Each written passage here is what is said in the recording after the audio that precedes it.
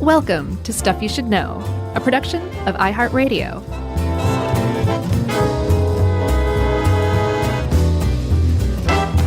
Hey, and welcome to the podcast. I'm Josh, and there's Chuck, and Jerry's over there wandering around in circles, and this is Stuff You Should Know, the podcast about the Church of the SubGenius at long last. When did you become acquainted with the Church of the SubGenius? I had a group of friends that walked on the odder side of life, darker side of life, less serious side of life. I'm not sure. In the 90s, and there was one guy who was big time into the Church of the SubGenius. That's how it happens, right? Yeah, that was my first introduction. Then I actually came across the Hour of Slack on Georgia Tech's student radio once. And, like in the early 2000s. And Rec radio. I never got into it, though. Are you actually like a secret subgenii? No, same as you. I had a friend in college, a very influential friend, actually, who turned me on to a lot of different things as I was just getting into college and exploring different ways of life and thought patterns. And and sherm sticks. Yeah, my buddy Jason, he turned me on to a lot of things in life, and I've been able to tell him so, which is always a nice thing. And Bob Dobbs in the Church of SubGenius was one of them. Yeah, and like you might not be utterly familiar with the Church of the SubGenius, but I'll bet there's a pretty good chance that a lot of Stuff You Should Know listeners are at least familiar with it without even being fully aware of what it is. But there's a very, very famous picture of a clean-cut, mid-century, middle-aged dude with a pipe clenched in his teeth, and almost like a Patrick Bateman psychotic look on his face, like almost Patrick Bateman meets Ward Cleaver. Exactly. Yes, Chuck. I don't think anyone's ever put it better than that. And that is J.R. Bob Dobbs, who is the high prophet of the Church of the SubGenius. And he has popped up everywhere, from the background at Pee Wee's Playhouse. There was a Sublime record that had him on there. Like, he shows up all over the place. It's almost like code. And so you probably have seen it, even if you're not familiar with the Church of the SubGenius. That's called the Dobbs head. Right. Gathered from clip art, which we will see. It's kind of one of the fun in-jokes about a pseudo religion, a satire and parody of religion. And it's, it was formed by two guys. We'll get into the history, but I have a sort of a favorite definition, and I know you do, and maybe we'll just read both of them. Okay. Mine comes from Steve Davis of the Austin Chronicle, and he said this: in the late 70s, the Church of the SubGenius was intended as a dogmatic antidote to a reemergent mediocrity, embracing an aesthetic in confluence with evolving new wave sensibilities and tropes in music, film, and pop culture. It was an in-joke with a half-serious punchline. Very nice. That was great. And what yours was from Ed the Grabster himself. He kind of put it nicely. Yeah, also from the Austin Chronicle. Yeah, so Ed said that that the best way to explain the church is it is a joke, but to get the joke, you have to see that it isn't really a joke at all, but is actually getting at harrowing truths about the world. Not bad, Ed. Not bad. So the whole thing... I think it scared Ed a little bit. I think so, too. It's hilarious and cute. But the whole thing is that it is a parody of a religion, a parody of a cult, a UFO sex cult, if you want to get technical. It's a absurdist in-joke, and the whole thing is one big in-joke made up of like millions of tiny little in-jokes that anybody in the church can kind of generate and create, but it's all kind of hung on the skeleton of this this doctrine of the prophet Bob Dobbs, who is the world's greatest salesman, who is basically carrying out the will of an alien god who may or may not love us, or the subgenii, as they're called in plural, and it like either it sucks you in immediately and you're like, I want to know more about this because this is hilarious, or it repulses you because it is making fun of everything that you hold dear. There's not a lot of middle ground, although I would count myself as somebody in the middle ground, to tell you the truth. That was so awesome, Chuck. Nicely done. Yeah, what I just did there, and you'll see this at a lot if you watch the documentary, if you see any YouTube footage of people from the SubGenius church hanging out at one of their devivals. They don't call them revivals, they call them devivals. Yeah. They will do this thing where they kind of juggle their throat with their hand as they sort of do this weird chant. Yeah. And I didn't find much information on that specifically, but I did see them doing it all over the place. Well, it is a huge, huge rabbit hole. And as we'll see, like some people accidentally take it seriously, and that's not the right thing to do at all. That is a mentally unsound thing to do. That's not what the intention is or anything like that. The intention is to basically point out how just warped our consumer culture is. And it made a lot more sense in the 80s before our culture ended up becoming the parody that the Church of the SubGenius was carrying out. Yeah, it had a very Mad Magazine vibe. Something I know that you and I both grew up loving and cherishing. And I could see, like, if that's something as mainstream as you want to liken it to help people understand, it's almost as if Mad Magazine started a religion and Alfred E. Newman was the god, and it was all just one big joke about consumer culture. And then if people end up taking it seriously, you can really see why, like, that would be a very strange thing. Like, Of course, Alfred E. Newman is not God. And of course, Bob Dobbs is not God, or the prophet. But these two guys founded this kind of funny joke religion in the late 1970s because they were like-minded dudes. And what started as a joke grew into a mini phenomenon. I don't know, man. I think it's major phenomenon. I would say major as far as cult classic or cult phenomena go. And also, I think we should preface all this, if it's not too late, to all of the Church of the SubGenius members out there, past and present, and future. This is one of those things where, like, if you explain what makes something funny, it is like that's the least funny thing you can do. So if we traipse into that just by virtue of explaining things, we're sorry. I know, because it is a fun, kind of cool thing that was created for people that felt like they were on the outside of things. Precisely, yes. For outcasts and weirdos who didn't fit in necessarily, they found common ground before the internet. Yeah.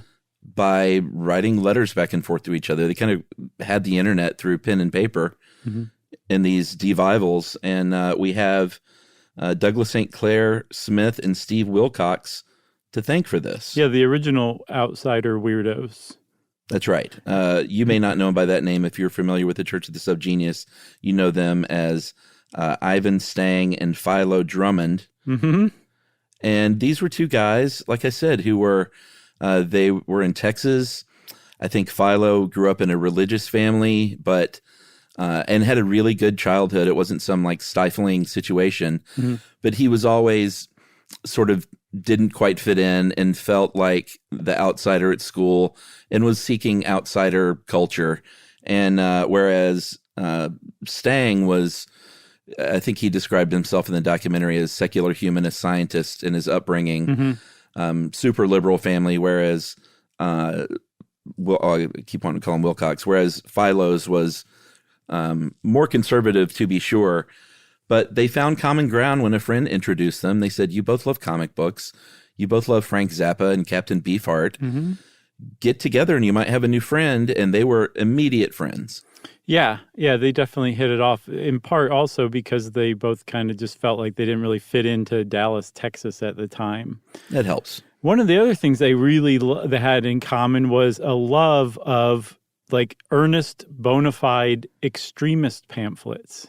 Right, they're fun. Yeah, whether it's extremist religious groups, extremist like white supremacist groups, which I'm sure Dallas, Texas in the 70s had quite a bit of.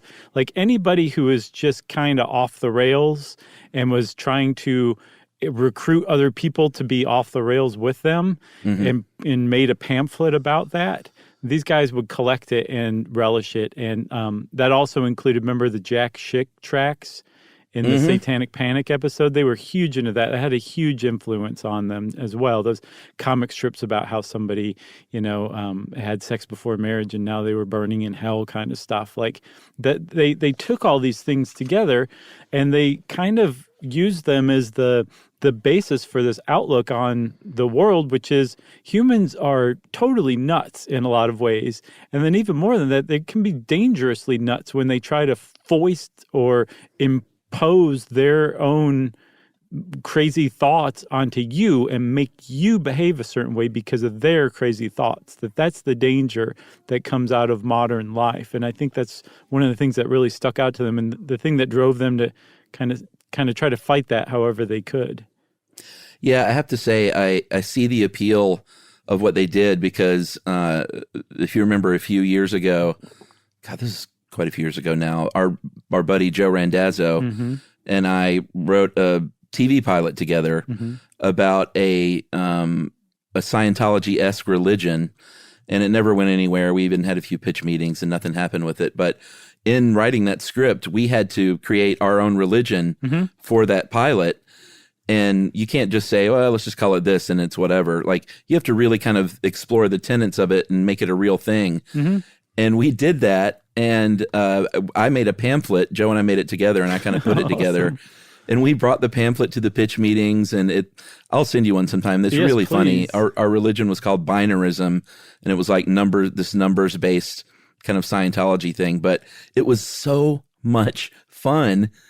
And all I could think about when these two guys got together in 1979 and hatched this idea was, yeah, it's a lot of fun to create a phony religion. Yeah. Even for a screenplay. Yeah, and they were definitely inspired by L. Ron Hubbard and his success at basically founding Scientology based on some science fiction ideas that he had, and then becoming rich. There was a famous quote attributed to L. Ron Hubbard that you can't get rich writing science fiction, but you can get rich by writing or by founding your own religion. And so we should be really careful here. They weren't inspired by L. Ron Hubbard in the sense like they wanted to take advantage of people. I think they were more fascinated by the fact that there are plenty of people out there who will buy into this. Right. And I think they kind of wanted to explore that. Not in any kind of like, it's weird. The whole thing is kind of it comes from a cynical place where you just have to be cynical to be critical enough of society to see it for what it is. But it's also like a very humanist group as well, where like they're not trying to hurt you, they're not trying to exploit you. They definitely come off as superior a lot of times, especially if you're not in on the joke, because that makes you, by definition, part of the butt of the joke. Right, makes you a normie. Yes, but for the most part, they're not like a group of people who like hate or despise other people. I think they're fascinated by the fact that kind of stuff exists, and they're also fascinated by just how conformist the average person is without even thinking about it. So they were fascinated, I guess is the way to put it, by L. Ron Hubbard and his success with Scientology. And there was another quote that was attributed to Stang. I don't know if it was in the documentary that came out recently or not, but he basically said, we figured that if Jim Jones can get 900 people to kill themselves, we could get 900 people to send us $1. Yeah. And they kind of wanted to toy around with that and see, if that was the case. Not to exploit people, but just to kind of see, I think, if there was anybody else out there. They were kind of shouting into the wilderness, and the way that you told them that you were out there was to mail in $1 and say, send me your pamphlet. Yeah, and here's the deal. Stang, it looks like by all accounts, has generally made his living doing this over the year. Yeah, it worked. He's not gotten rich. It's not a Scientology thing where it's like, and send me $100 more and we'll give you another thing. No, it's really just sort of mail us some money and we'll send you our comedy goods in the mail. Yeah, and he still stuffs envelopes and he still sends pamphlets and CDs and literature today. Mm-hmm. It's like, it's like paying for a Mad magazine or something, but it's just done from this guy's house. Yeah, I also get the impression that the far and away the vast majority, the people who understand the Church of SubGenius for what it is, when they send money and they're sending it out of like gratitude for what Stang and Philo have built together. Yeah, 100%. That's what it is. They're not being duped in any way. They're in on the joke. They're just showing their support by shoveling money toward those guys. All right. I think that is a great preamble. You're either turning off your hi-fi system now or you're intrigued by what's to come. And we'll talk about the night it all hatched right after this.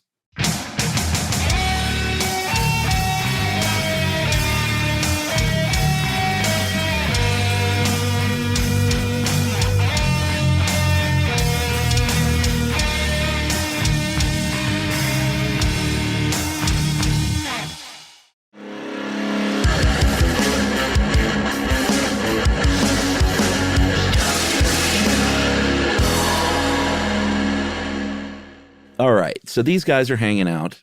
It's 1979. Mm-hmm. They didn't have, I think Philo was the one who always had a pretty decent job. He kind of had an okay career, and he always wanted to, there were times where he kind of dropped in and out of his involvement because he did have a decent career, but he always supported it. Whereas Stang was all in from the beginning and didn't have a ton of prospects for work. Mm-hmm. But they were hanging out, and they were like kind of wondering why they didn't have more and why they weren't as successful as they thought they should be. And Stang said, we aren't geniuses. We must be sub-geniuses. Mm-hmm. And he says in the documentary, he was like, that's the moment that was literally like a lightning bolt out of the sky that hatched this idea. So they kind of took all their interest in all these weird pamphlets and weird UFO cults and pseudo-religions and New Age beliefs. And they made the original pamphlet, spent $60 on this original pamphlet, and we're just leaving him at dry cleaners and stuff like that until Stang's wife got mad, and she was like, that's a lot of money for us. At least send this to some publishers and see if you can do something with this. So they sent it to every publisher under the sun and got rejected by every publisher under the sun. But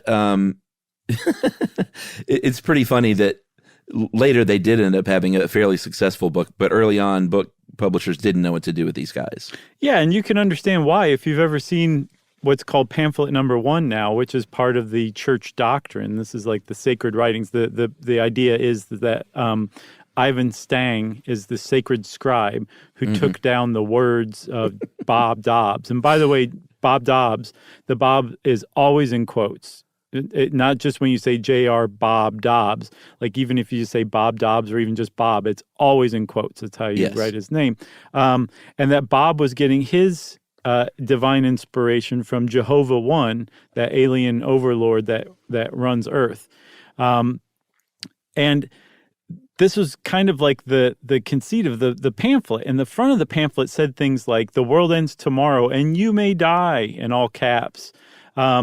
It asked, do people think you're strange? Do you? I know, I love that one. There was another one that said eternal salvation or triple your money back. So like these are the things on and in the pamphlet, and they're going around to publishers being like, hey, you want to give us some money for this? So of course everybody said no. The most astounding thing is that eventually somebody actually said yes at, I think, McGraw-Hill. Yeah, and this was much later when they finally did get their book published, after they had quite a following and the sort of writing was on the wall with these, fairly successful gatherings and live shows. Mm-hmm. But the book came later. Early on, they got together and started just as buddies, getting on the CB radio and doing. And this was like you would get on the internet today. Back then, it was the CB, and they would do these sort of parody voices. It basically hatched what was the beginnings of what would end up being the Hour of Slack radio show, which is 90 minutes long, part of the joke. And people started hollering back at them. He said they were trolls before they were trolls. They were kind of trolling people on the CB. Right. And then other people would troll back and call them pinks. And boys. That's where the notion of pinks or pink boys came up. And pink boys, they kind of flipped it. In the Church of the SubGenius, pink boys are the others. They're the squares. They're the ones who just follow along and go to their 9-to-5 job and spend their consumer money in on catalog items, and anyone else outside is a pink or a pink boy. Yes, but there's a distinction between, say, people like you and I and actual dyed-in-the-wool pink boys, the kind, like middle manager types who are like not only fully bought into the great con that's going on, they actually like almost violently defend it in its existence and its rightness. Those are pinks. They're irreparable. There's nothing that's ever going to help them, and they're genuine humans.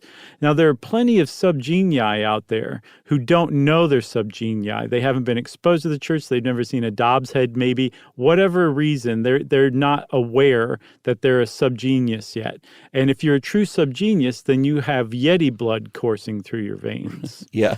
Now, if you're an actual subgenius, that means that you are of Yeti heritage, who has basically become aware of the teachings of Bob and are now actively working against the conspiracy and exploiting pink boys anytime you get a chance. Because again, they're hopeless. They're never going to be converted because they don't have any Yeti blood in them.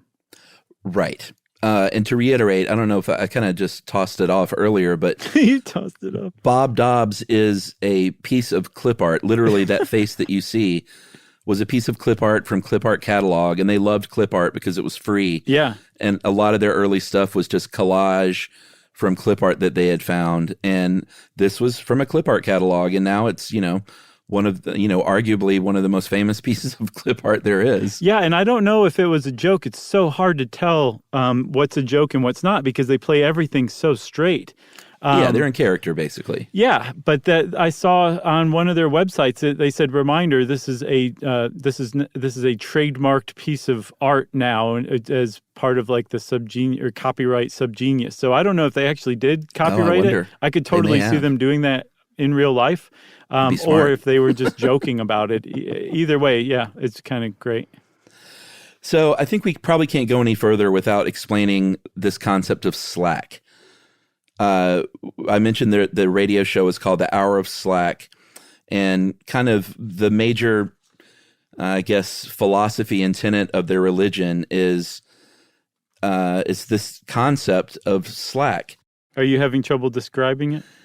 No, I mean, they even say in the documentary it is not even to be described, that they can't even describe it. Mm-hmm. So whatever we do is going to be our own attempt. Okay. Slack is different for every person, but the definite idea is what you think, which is being slack, like kind of, but not just being lazy, having everything you need in life and being content while giving up as little as possible, exertion-wise. Yeah, exertion-wise, exactly. Like having done as little as possible to actually attain it. That's one definition of slack for sure. The point is, I think it's one of those things where you, or what is not slack is easier to recognize than what is slack. And I'll give you an example of something that happened today. Okay. Because I've been thinking about this. I'm like, how are we going to define slack? Yeah. So I knocked over the toilet brush behind the toilet in my bathroom, right? Okay. And, like the little drippings that end up in like the toilet brush holder? Yes. They spilled out on the floor. Yeah, those are the worst drippings. The worst drippings. I would have rather spilled like raw pork juice onto my floor than those drippings. They're bad drippings, right? Bad drippings. So I spent the next 10 minutes not only like cleaning up those drippings, and I mean like cleaning it up. Like there's some floor missing now. I scrubbed it so hard. And then also cleaning the holder for the scrub brush before I put everything back. And this is a totally unintentional, totally avoidable thing for me to be doing. That took up 10 minutes of my life. I did not want to be doing it. It was gross. It was yuck. And I realized this is the perfect example of what is not slack. It's the conspiracy. It was the conspiracy that probably had something to do with it. But the point was I was doing something I didn't want to do, and I was doing it I was getting no reward from it whatsoever. I was a little stressed out about it. It was not Slack. So Slack is the opposite of that. It's where things are going your way. It's where you are content and happy. And that doesn't necessarily mean you have everything in life, like all the trappings of life. It very frequently doesn't mean that. Instead, it's just whatever it is that makes you content. And because it's undefinable, that means that it's up to every subgenii to define what is Slack for them. Yeah, and the conspiracy are the things that prevent you from achieving Slack. Originally, I think the conspiracy was literally like the man, that kind of thing, but it evolved over the years to the point where one of the guys in the documentary said it evolved to, it was like when it rained really hard on a day, you were going to do something. Like, that's the conspiracy. I gotcha. It's things, I think, conspiring against you. That toilet brush knocking over, that's definitely the conspiracy. Right. Because it prevented you from, I guess, taking your mid-morning nap. Right. And under the teachings of Bob, the conspiracy is actually an acronym for cliques of normals secretly planning insidious rituals aimed at controlling you. Ooh, that's a good one. Agreed. And then under the doctrine, like, this is an actual group who they don't know what Slack is, but they know it exists, and they're bent on stealing as much of it as possible. And they start stealing it from everybody, Pinks and Yeti, from the moment you're born. And so it's up to you to steal it back, to get as much Slack as you possibly can. But the problem with the conspiracy is they're the ones running the show here on Earth. They're the ones who are behind consumer culture, and they've created this illusion that what normals and pinks and non-subgenii Yeti who haven't figured themselves out yet buy into as life is all just this vast consumer conspiracy, and that they actually offer what appears to be Slack, but is like false Slack is what they call it. Yeah, it's manufactured Slack. So it's like the SubGenius wiki is awesome, and they give examples of like pre-planned recreation, like days off from work that you earn or are given. Like this is all false Slack. Like, it's somebody else deciding what your Slack is and you buying into it. And that is not Slack. Slack is, you have to decide what Slack is. Right. And there's original Slack. We're all born with original Slack, according to the church. And the conspiracy chips away at that Slack or sells you false Slack over the years to degrade your natural Slack that you're born with. Yep.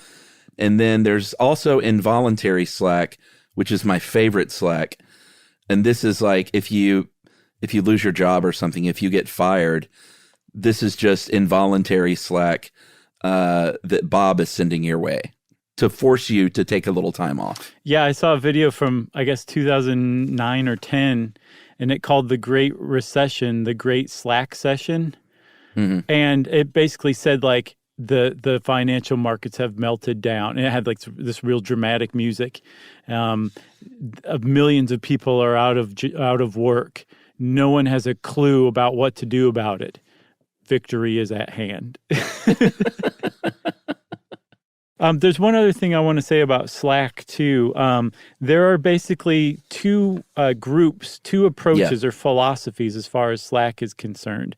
And I think it's pretty interesting that, like, the whole concept has gotten this far. It's evolved into something. And I think this is a really good example of what happens with the church's teachings. Like, these guys just wrote some crazy stuff, like, back in the 70s, 80s, even into the 90s. And then other people who kind of vibed on it came along and expanded it. Like, I read an essay on the scissors of sight, and apparently that's mentioned offhandedly in pamphlet number 1. And somebody wrote a whole essay about how they're still trying to figure out what those are, and they think it's from a crystal in Atlantis. And it was just all, like, that's just what they do. It's almost like they're putting stuff out there as, like, thought starters for other people's creativity to kind of sprout from. But anyway, the two paths for Slack is kind of split between these two groups, the Rewardians and the Emergentiles, right? Yeah, and the Emergentiles are getting their Slack because they're getting the things done that they kind of feel like they want and need to get done, but it's under a deadline from someone else. but then they have their slack. And then the Rewardians don't think this is more like Tao of Steve stuff. Did you ever see that movie? No, I need to, though. I'm well aware of it. That was sort of that guy's deal. He was just like, he had this life philosophy, and he would have really fit in with these folks, with the Rewardians. They're basically like, slack off all the time, don't do any work until you absolutely have to. Right. I think there's quite a bit of pot involved every day kind of thing. Sure. That wouldn't surprise me. And that's what I think most people would think of when they think of like slacking. Like, yeah, that's what you do when you slack. You don't work, you sit around, you smoke pot, you're like never put on pants or anything like that, and you're just having the time of your life, as long as like that's what you want to do.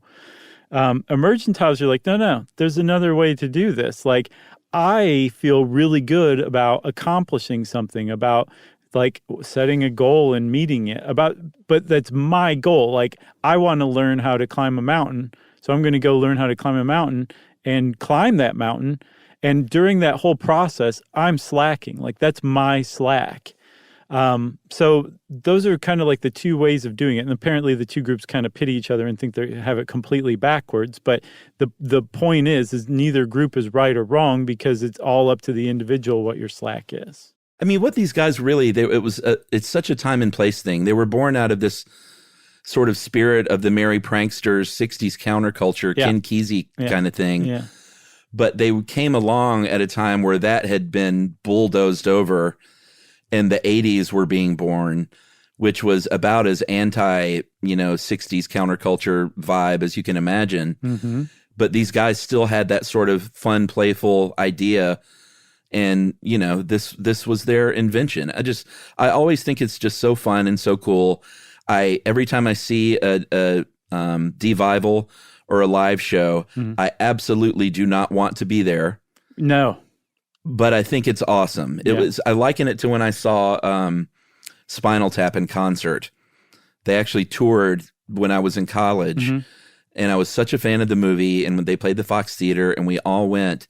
And it was not fun at all, because it was like, it was funny as a movie, but you're at this rock and roll show that is supposed to kind of be funny, but there were also people that were really getting into the rock and roll, and I didn't know, I was stuck in between worlds. I didn't know how to feel. Yeah, that's not comfortable. And when I was watching these SubGenius live shows, I was kind of like, oh, that's like Spinal Tap live. I don't want to be there, but I'm glad people are enjoying it. Yeah, it's kind of like... Yeah, and dude, they are enjoying it. The people who go to those are genuinely having like the time of their lives. Like, that's their time to just be themselves as much as they ever have in their life. I love it. It's almost like I would compare it to a meeting of the Juggalos, a Comic-Con, and a Guar show all mixed together. That's what the devivals these days kind of seem like, just based on what I've seen on the internet. Yeah, that's good. I like it. And if you think this is all really dumb, then you probably would not like their motto. They have a lot of sayings and mottos, but their chief one that they kind of yell out at these devivals is F them if you can't take a joke, or if they can't take a joke. Right. And I mean, it's right there. It's amazing to me that some people took this too seriously, because the motto is literally, this is a joke. Right. Yeah. And it is really kind of like disconcerting, because like, if you do take it seriously, like, you really have to go to great lengths to get past all of the winks, the nods, the absurdity of everything. It suggests that there's like, you're worse off than the average cult member, because you're actually taking a joke cult as a cult. It's like when Fight Club got too serious. They started blowing up buildings and stuff. Yeah, I think so. Except there was no violence involved in the Church of the SubGenius. No, they're peaceful. That's right, because they're all stoned. Yeah, I think a lot of them are. I think a lot of them are like the Frank Zappa types, where they're just weird and they have nothing to do with drugs or alcohol or anything like that. You know, those are they were born with original stoned. Yes. Yeah, that's exactly right. Requires no drugs. Apparently, Frank Zappa was a real jerk to people who did drugs. Like, he had that cafe or restaurant or club or whatever, and he would like kick you out if he thought you were on pot. That's conspiracy. Yeah, he was a little pink from what I can tell. Interesting. Yeah. Yeah. And you said also if this kind of stuff seems weird to you or whatever, or you don't like it, like that's a pretty like fairly normal reaction. It doesn't mean there's anything wrong with you. No. But one of the reasons that it might make you feel a little wobbly or a little shaky or like you're missing something or like you're being made fun of, that kind of weird feeling in your stomach, is because you probably are being made fun of. Like if you're not in on the joke, like I said earlier, by definition, you're part of the butt of the joke. You're a member of that group. And if you actually are actively getting offended at what they're saying and doing, because one of the threads of humor that they very frequently use is bad taste, shock value, like just basically the opposite of PC. Like they really don't care for PC very much. And if you're deeply offended by this stuff and you actually like respond to it, you're actually kind of proving their point that you are maybe a little too wrapped up in this culture that they're basically saying like this is a fraud. This is all a fraud, and like you're proving that there's problems with it by getting mad at something where at a joke basically. Yeah, and before you start feeling too sorry for these people because they're being made fun of as like squares who aren't hip to the joke and don't get the joke. I mean, the original reason this was started was because these very people were outcast and being bullied by those very people to begin with. Right.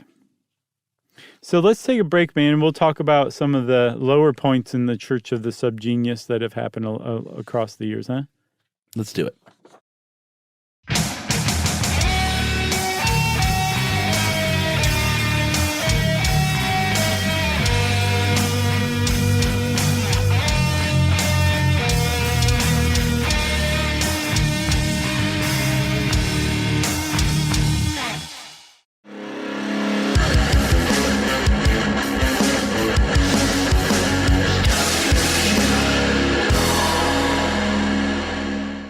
So if you went to a devival, one of the things you would find, Chuck, is, especially an early one, is a lot of like put on preaching, like evangelical mock preaching. But what the guy's doing is like doing a fire and brimstone preacher bit.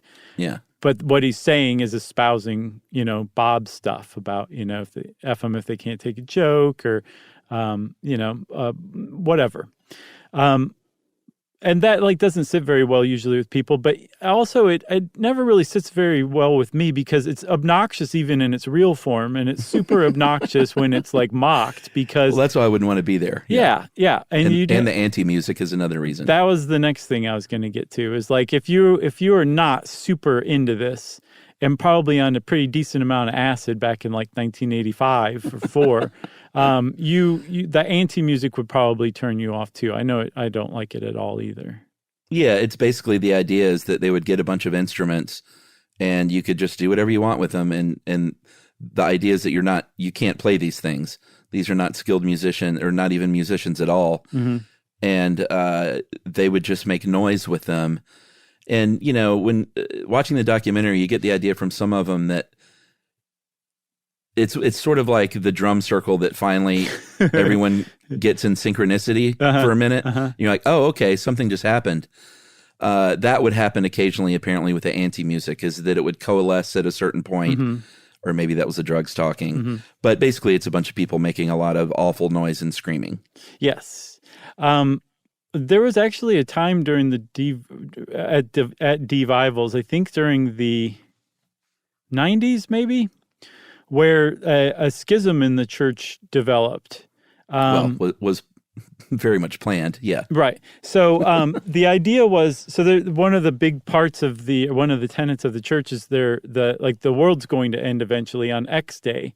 And X Day was originally slotted for July 5th, 1998. And that came and went, and there were no UFOs driven by sex goddesses to come whisk off the SubGenii to Planet X to live out the rest of their eternity partying. But the fact that this was coming along, the church decided, like, we don't know what's going to happen to the Pinks after that, so we need to decide.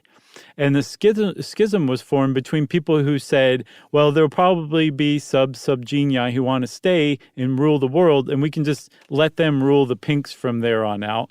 And then the other group said, no, all the pinks are going to be slaughtered on X day. There won't be any pinks left. And apparently this differing opinion on basic church doctrine was a thread that was carried on for a very long time. It was, and I think we just need to be really clear. A schism was written into the script of the Church of the SubGenius. Okay. It was nothing formed. It was they wrote a heel basically into their wrestling show. Nice. With Papa Joe Mama, who was the leader of the Holocaustals, who believed, and again, all in jest, but he believed go out and shoot the rich, basically, right. Kill these people. And I think it was Stang was the leader of the evangelicals, which was, let's just enslave them basically and keep them alive. Right. And two things here. First of all, in that they eventually had a big show in the 80s, kind of jumping back in San Francisco. They had these sort of small tent devivals with 100 people. Mm-hmm. And then in San Francisco, they booked this theater for 2 nights, 900-seat theater for 2 nights. And we're like, we don't really know if we can do this. And they had set builders and set designers, and it became a real actual thing. The news covered it. And they did. They covered it, and they had a fake assassination of Bob. Bob finally came out. He walked out on stage, and then bang. Yeah, he was immediately shot. But apparently they started doing this a lot. Bob had many, many lives and could be killed over and over again, right. Assassinated. Mm-hmm. So there was that. And then after X Day, judging from the documentary is when it seemed to kind of go bad. And not go bad in that everybody really started believing and it became this really scary thing. Mm-hmm. But it sort of lost its zhuzh a little bit. And there were some people, and I think one person specifically even went up to Stang. I don't know if it was the X Day. I think it was that San Francisco show in 1984. Oh, okay. And he was, obviously someone who needed some real help because he thought this was all real. Was livid that it wasn't being taken seriously and that people were laughing. And that's when Stang was like, man, kind of this was bound to happen, mm-hmm. but it also made him sad because I'd never wanted anything like this. Right. And that was the reason why. So the documentary that was made by Sandy K. Boone, who was involved in a few other pretty great documentaries recently, including Tower. I don't think it's The Tower, just Tower. The one about the Charles Whitman, the shooting at the University of Texas back in the 60s. Oh, it's amazing. So remember Waking Life, that mm-hmm. whole thing Linkletter did with the animation? They did that for this documentary, and it really had a great impact. The rotoscoping, cool. Yes. So she was involved in that as well, but she made this documentary. Apparently her late husband was a great adherent in the Church of the SubGenius, and she made it also kind of as an ode to him as well. But in it, Stang and Philo break character, and they hadn't broken character for 30-something years, right?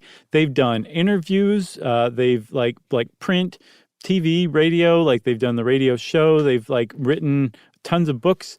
They just don't break character. That's just part of their jam. And for this documentary, they did. And they said the reason why, at least Stang said the reason why he did, was because they're kind of getting on in years and he wants to make sure that it's perfectly clear before he dies that this is a joke and that everybody knows it was a joke and it's always been a joke. And there's you need to take it as a joke so that it doesn't accidentally turn into something like Scientology down the line. Yeah, he said, you watched it, right? Yeah. I didn't watch it right before this. I saw it several months ago. Yeah, he said, and this kind of sums it up in the way that it makes sense, but it doesn't. And this is in relation to that guy who really came up to him and mm-hmm. other people that really thought it was real.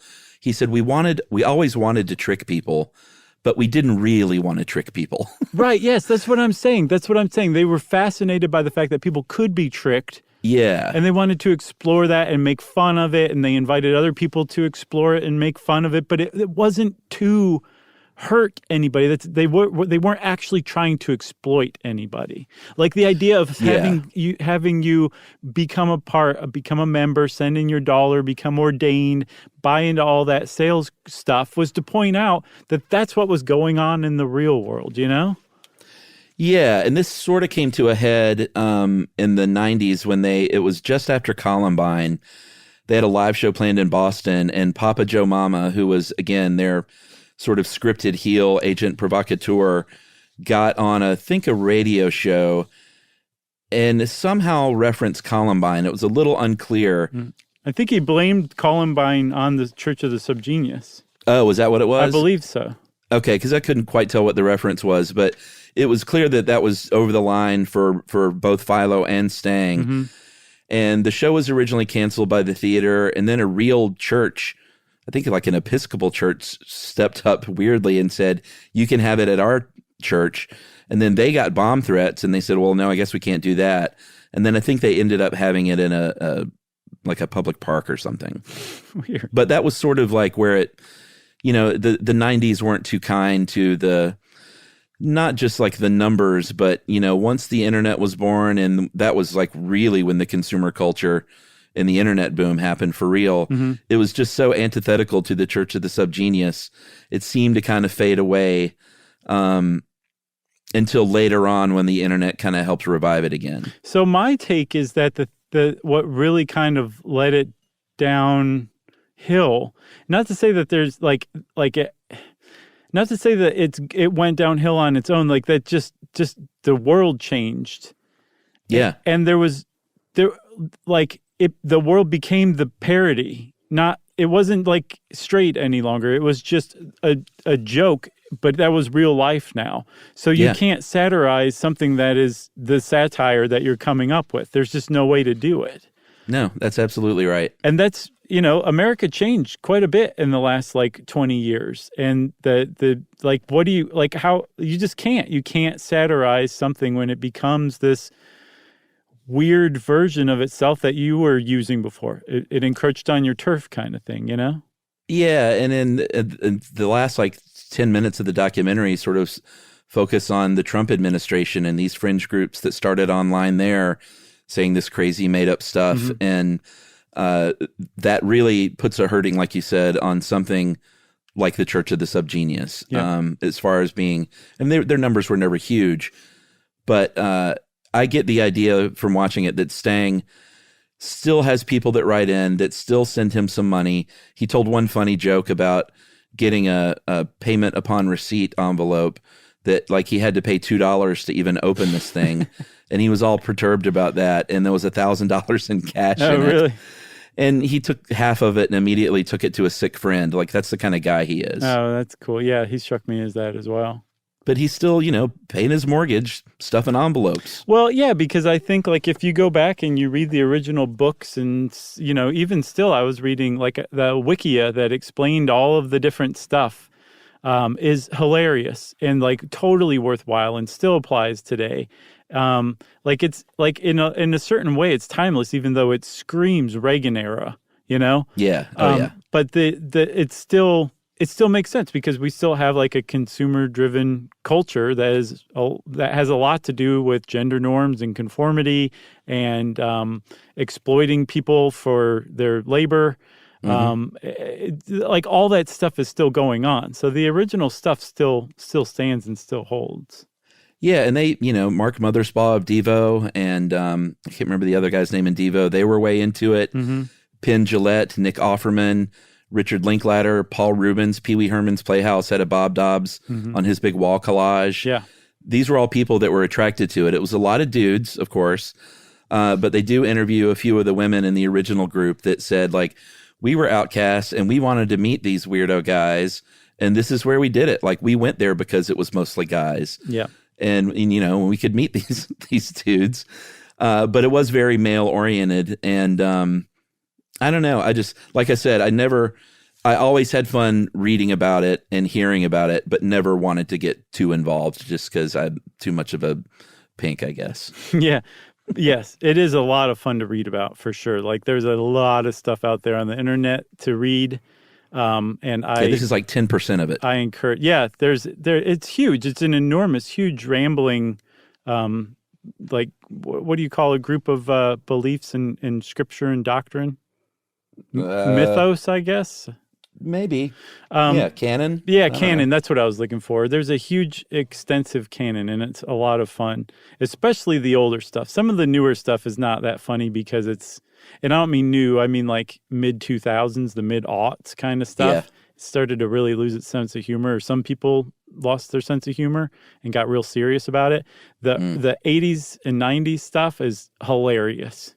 I strongly recommend going to read An Explanation of the Male-to-Female Discrepancy in the Church of the SubGenius by Reverend Nancy Regalia.